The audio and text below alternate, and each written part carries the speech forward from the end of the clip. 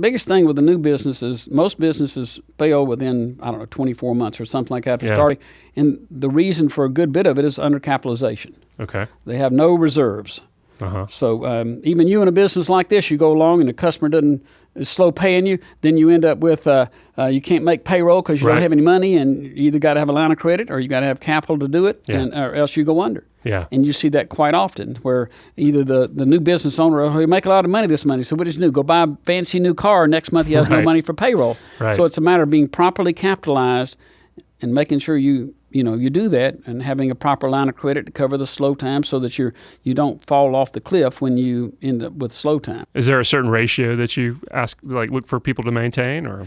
Not really. You want to keep like Dave Ramsey says 6 months of overhead in reserve, and that's a lot. It is. You go 6 months without revenue and think you could pay all your expenses is a lot. So, certainly I try to go probably 2 months or something like that, not 6 months, but have 2 months in reserve, either in cash in bank or a line of credit to cover that any slow time.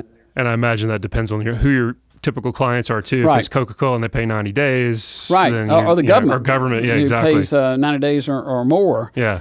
So it's a slow. We had a fight with the state of Georgia not long ago, and on refund, we said we have a refund. The government said, the state says, it says 90 days. We got to send it to you within 90 days, and those are 90 business days. Ouch. And that's not what the thing says, but that's the way they interpret it. So now, instead of being 90 days, it's almost 110 or 20 days or something. It's a big difference. So, and the government don't care. You can't really sue them or make them do something. They're they're the monster gorilla in the room, and there's not much you can do with them. Gotcha. So again, it's important that you make sure you understand who your clients are. Either now for larger clients, if you were to come in with a project and would say, look, this is going to take us $5,000 to get you up to the situation, then we need a $2,500 retainer or something like that. So we need money up front. Otherwise, we get deep into the project and haven't been paid, and it causes us problems.